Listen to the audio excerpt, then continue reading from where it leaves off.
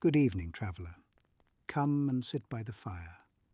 Or if the fire is only a memory tonight, come and sit where it once burned. The magical forest remembers warmth even when the embers have gone quiet. Let your breathing slow. Let your thoughts wander if they wish.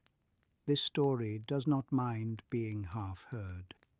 The forest has always spoken most clearly to those who listen without effort. Tonight, I want to tell you about a place I had not visited in some time. A small cabin, hidden deep within the magical forest.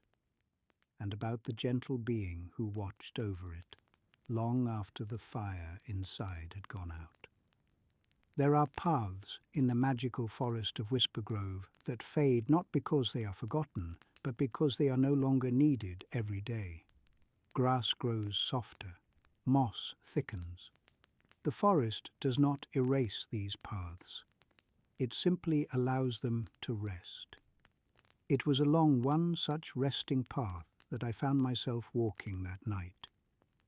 The air was cool and steady, carrying the familiar scent of damp wood and old leaves.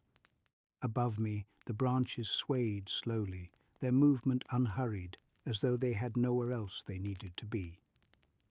Bioluminescent plants glowed faintly along the forest floor, not bright enough to guide, only bright enough to reassure. I walked without destination, letting the forest decide my pace. That was when I felt it. Not danger, not fear, absence. Some places in Whispergrove hum softly with presence. Others feel still in a way that is full and content. But this was different. It was the quiet left behind when something that once belonged has stepped away. I slowed. The path narrowed, curling gently between two ancient trees whose roots rose like patient guardians from the earth. Beyond them, barely visible through the mist, stood the cabin. It was smaller than I remembered, or perhaps I had grown more accustomed to larger things over the years. Its walls were built from darkened wood, smoothed by time and weather. The roof sloped low, heavy with moss and lichen, blending so well with the forest that one might pass it without ever noticing. No smoke rose from the chimney. I stopped a short distance away. In Whispergrove, it is impolite to enter a place before acknowledging its silence. The door was closed, but not barred. The small window reflected only forest light, dim and patient. Around the cabin, the ground was neat. Leaves gathered where they always had. The path leading to the door was clear, though softened by moss. Someone had been caring for this place, yet the air inside felt cold. I approached slowly and rested my hand against the doorframe. The wood was cool beneath my fingers, but not lifeless. It remembered warmth. It remembered waiting. Inside, the cabin was exactly as it had always been. A single room, a stone hearth at its center, simple wooden benches along the walls, shelves holding small objects left behind by those who had once passed through. A cup, a length of twine, a smooth stone shaped by water rather than hand. The hearth was clean, too clean. The ashes had been gathered carefully, arranged rather than scattered. No charred logs remained. No embers slept beneath the surface. Whoever had tended the fire had allowed it to end properly. I knelt beside the hearth and placed my hand over the stone. Cold. That was when I heard the breathing. Slow, deep, unmistakably present. I did not turn at once. Some beings prefer to be felt before they are seen. Behind me, the forest shifted gently. Branches bent. Moss brushed against bark, and then, filling the doorway without blocking it, stood the moss bear. It was large, larger than most creatures who choose to live close to cabins, but its size carried no weight of threat. Its body was broad and rounded, shaped for stillness rather than pursuit. Thick moss clung to its fur, dotted with tiny flowers that opened and closed with the rhythm of its breath. Lichen traced pale patterns along its shoulders and arms. Its eyes were dark and soft, reflecting the faint light of the cabin like still pools of water. The moss bear did not step inside. It sat just beyond the threshold, close enough that the warmth of a fire would have reached it once, long ago. Its massive paws rested on the ground, careful even in stillness. "You've been keeping watch," I said quietly. The moss bear lowered its head a fraction. Not a bow, not agreement, simply acknowledgement. I stood and stepped outside, closing the door behind me without sound. The forest wrapped around us again, the cabin settling into the background like a held breath. We stood together in silence.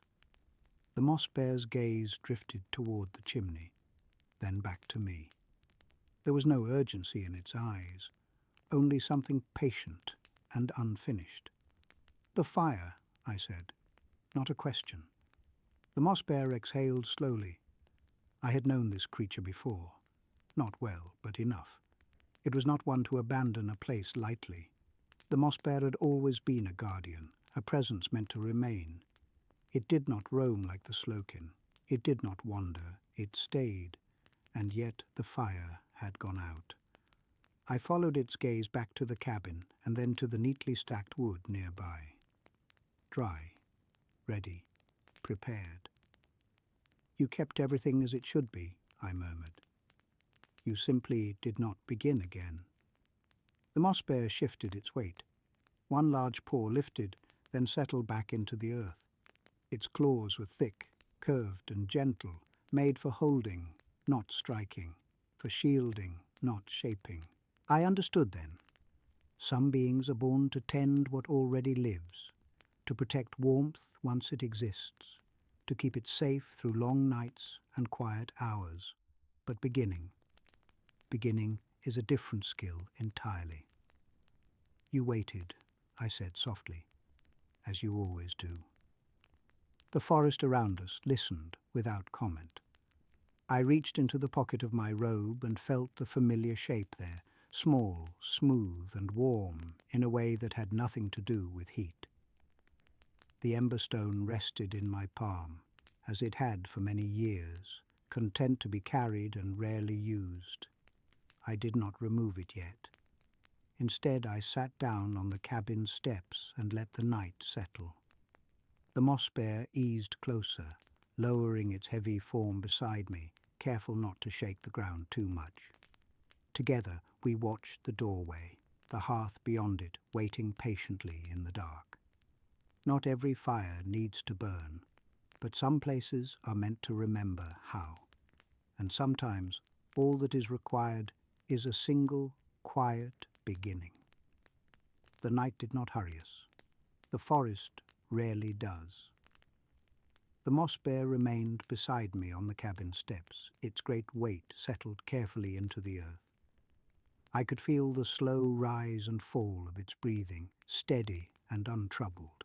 From time to time, a small flower nestled in its mossy fur would open, then close again, as though responding to something only it could sense. Inside the cabin, the hearth waited, not expectantly, simply ready. After a while, I rose and opened the door once more.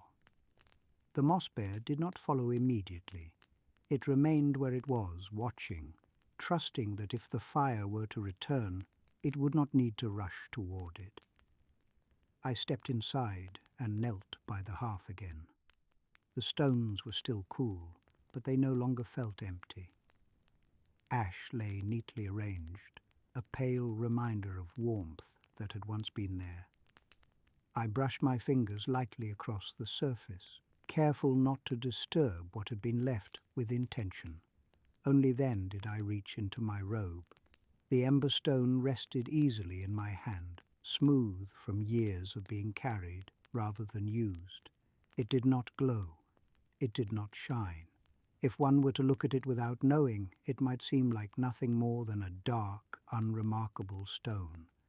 But when I held it close, I could feel it. Not heat, memory. I placed the ember stone gently into the center of the hearth and covered it with a small amount of dry moss, just enough to cradle it. Then I added a few thin pieces of wood, arranged loosely, leaving space for breath. There was no spark, no sound. I did not strike anything. I did not whisper words or call upon the forest. Whispergrove does not respond well to being commanded. Instead, I waited. Time passed in the quiet way it does when no one is watching it. At first, nothing changed. Then, very slowly, the moss darkened. A faint warmth rose, subtle enough that it could be mistaken for imagination. The air above the hearth shifted almost imperceptibly, as though remembering how to move. A small glow appeared, not a flame, just a suggestion. I leaned back slightly, giving it room. Outside, the moss bear stirred. It did not enter the cabin. It did not need to see the fire to know it was there. The warmth reached it anyway, soft and familiar, slipping through the doorway and into the forest beyond. The moss bear rose and moved closer, stopping just inside the threshold. It lowered its massive body carefully, angling itself so that the doorway blocked the faint night breeze. One broad arm rested against the stone beside the hearth, not touching the fire, only sheltering it. The glow strengthened. A small flame emerged, steady and calm, as though it had simply been waiting for the right conditions to return.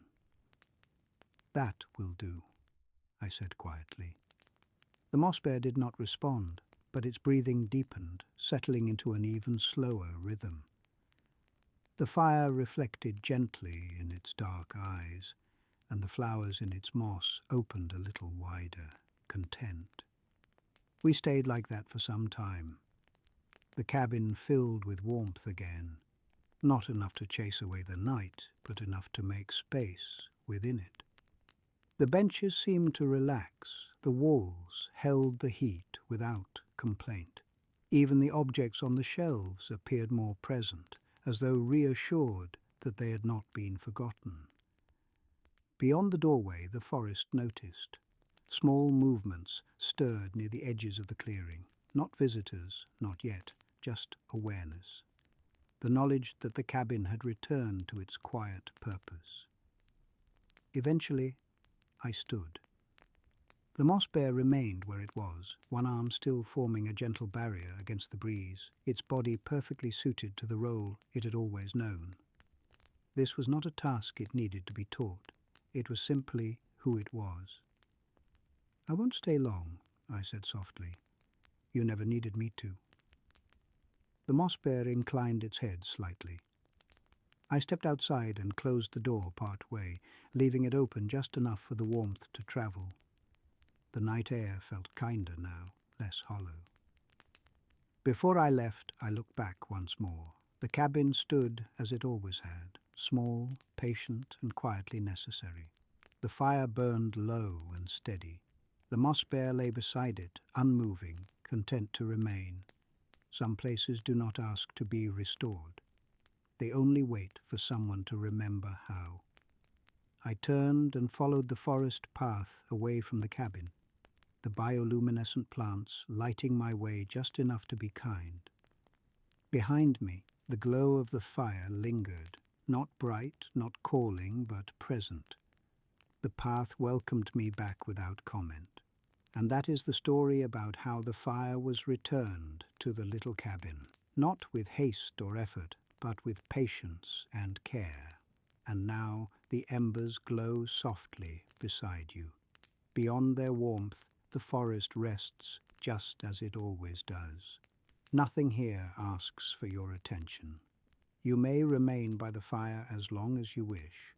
I will stay a little while longer, listening as Whispergrove settles. You are safe to sleep.